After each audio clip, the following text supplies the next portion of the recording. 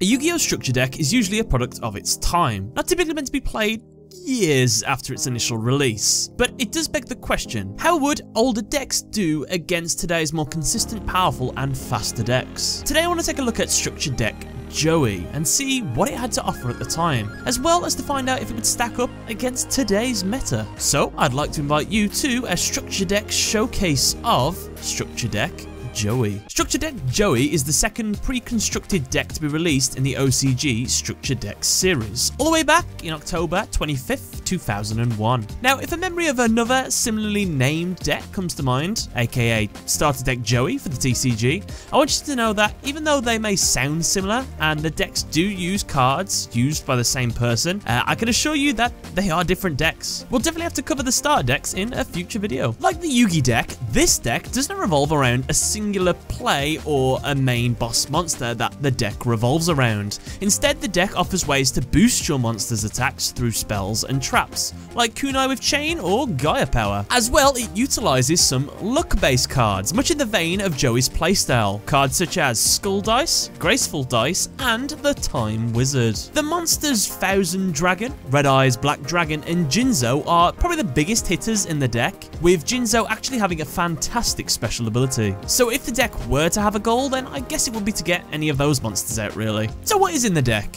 The Structure Deck contains a whopping 56 cards in total, including 2 ultra rare cards, Luminous Soldier and Command Knight, a super rare card, Swordsman of Landstar, and 53 commons, which are Red Eyes Black Dragon, Panther Warrior, Jinzo, Time Wizard, Battle Warrior, Alligator Sword, 2 copies of Baby Dragon, Axe Raider, Copycat, Rocket Warrior, Gearfried the Iron Knight, Hayabusa Knight, Goblin Attack Force, Karate Man, Sangan, Witch of the Black Forest, Penguin Soldier, 2 copies of Goddess with the Third Eye, Scapegoat, Axe of Despair, Pot of Greed, 2 copies of Giant Trunade, 2 copies of Polymerization, Dark Hole, Graceful Dice, Skull Dice, 2 copies of Trap Hole, Kunai with Chain, Grave Robber, Call of the Haunted, 2 copies of Dust Tornado, Fairy's Hand Mirror, Magical Arm Shield, Thousand Dragon, Alligator's Sword Dragon, Rock Ogre Grotto 1,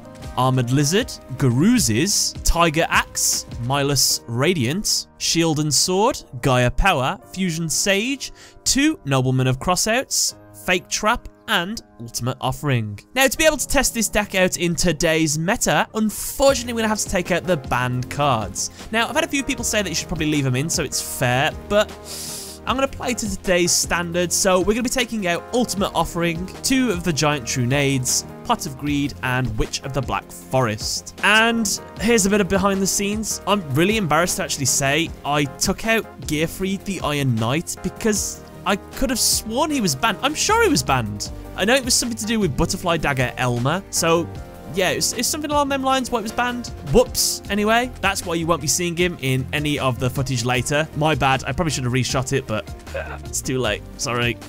So with the banned cards removed, we still have over 40 cards in the deck.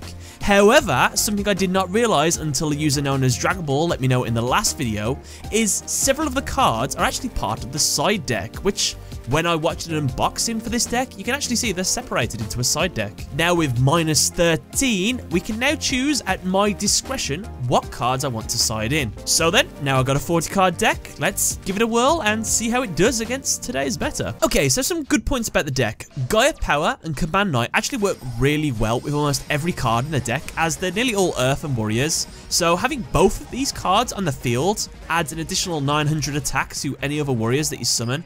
So say I was playing Gearfried, I can summon it to the field and have 2,700 attack. Axe of Despair is a really good card. There are some better equipped cards out there, but Axe of Despair just increases the attack by 1,000. It has the ability to be put back on the top of the deck, but at the cost of a monster, it's pretty great.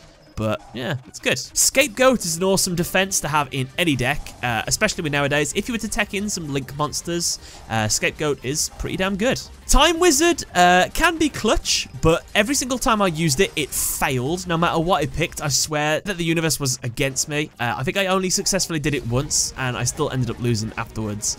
But yeah, Time Wizard, I guess it could win you it, but it never worked out for me. Adding Shield and Sword to the deck was both a good and bad idea, because there are some monsters that you go against that have really weak defense compared to their attack, which is good, so you can get over them. But due to the Link format nowadays, monsters that are Link monsters can't swap their attack and defense, so it was utterly pointless against them. So probably wouldn't add that into any decks nowadays. One of the biggest problems in this deck is just low attack point monsters, and it's very hard to get more than one monster out on the field, so summoning your tribute monsters is really difficult. I also got confused by Skull and Graceful dice, as I thought they only affected one monster based on the anime.